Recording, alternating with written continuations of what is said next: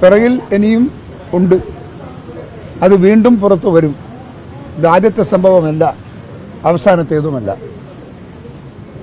പിണറായി വിജയൻ്റെ അടുത്ത് നിൽക്കുന്ന നേതാക്കന്മാരാണ് ഇവരൊക്കെ.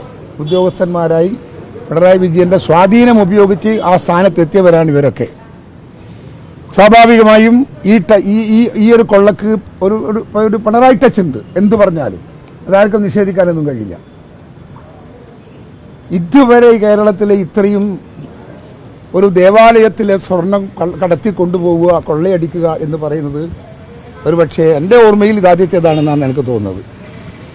ഇത്രയും നെറികെട്ട കൊള്ള. എന്നിട്ട് ഞാൻ ചോദിക്കുന്നു, പിണറായി വിജയൻ്റെ സർക്കാർ എന്തെങ്കിലും ചെയ്തോ? ഈ കൊള്ള മുഴുവൻ നടന്നിട്ടും ഇവിടുത്തെ ലോക്കൽ പോലീസിനെ കൊണ്ട് അന്വേഷിപ്പിച്ചോ അല്ലെ വിജിലൻസിനെ കൊണ്ട് അന്വേഷിപ്പിച്ചിട്ടോ പിണറായി വിജയൻ്റെ സർക്കാരോ എന്തിനെങ്കിലും എതിരായോ നടപടി സ്വീകരിക്കാൻ തയ്യാറായോ? ഹൈക്കോടതി വേണ്ടി വന്നു.